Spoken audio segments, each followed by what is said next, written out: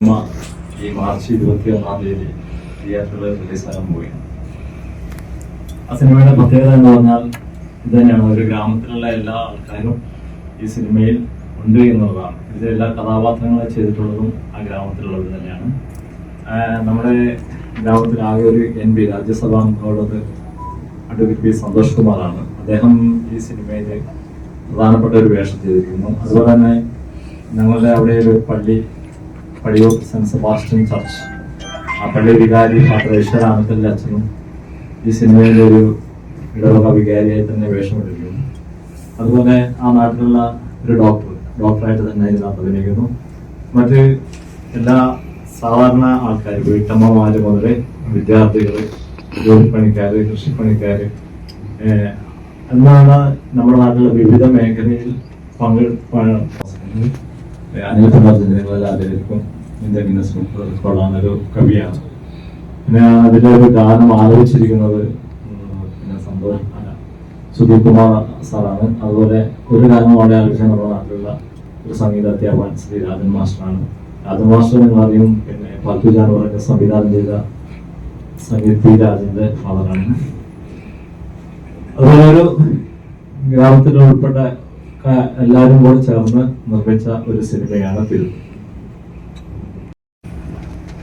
എല്ലാവർക്കും നമസ്കാരം. എൻ്റെ പേര് അഭിനന്ദാണ്. ഞാൻ കണ്ണൂരിൽ തന്നെയാണ്. കണ്ണൂര് ഇരിട്ടി എന്ന് പറഞ്ഞ സ്ഥലത്താണ് എൻ്റെ നാട്.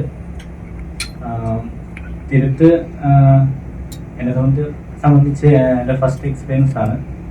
അപ്പോൾ ഞാൻ ഇതിനു മുമ്പ് 2-3 ഷോർട്ട് ഫിലിംസ്, ഇൻസ്റ്റാഗ്രാംസ് അങ്ങനെയൊക്കെയാണ് ചെയ്തുകൊണ്ടിരുന്നത്.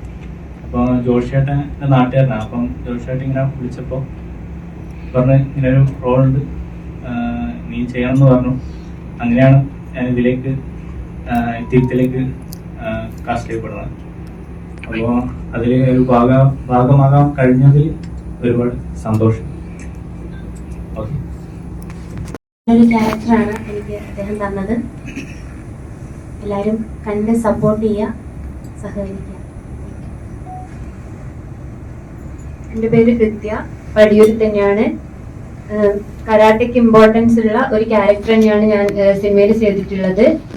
ശ്രീ സന്തോഷ് കുമാർ MP-യുടെ ക്യാരക്ടറിന്റെ മകളായിട്ടാണ് അഭിനയിക്കുന്നത്. എൻ്റെ പേര് സകൽ, ഞാൻ +1 പഠിക്കുന്നു. എൻ്റെ വീട് പടിയൂര് തന്നെയാണ്. ഞാൻ ഇതിനകത്തൊരു പാവപ്പെട്ട പെൺകുട്ടിയുടെ ഒരു റോളാണ് ചെയ്യുന്നത്. ഒരു ഗ്രാമീണ പശ്ചാത്തലത്തിൽ വരുന്ന ഒരു റോളാണ് ഞാൻ ചെയ്യുന്നത്. അപ്പൊ എല്ലാവരും സിനിമ കണ്ട് ഞങ്ങൾ എല്ലാവരെയും സപ്പോർട്ട് ചെയ്യും.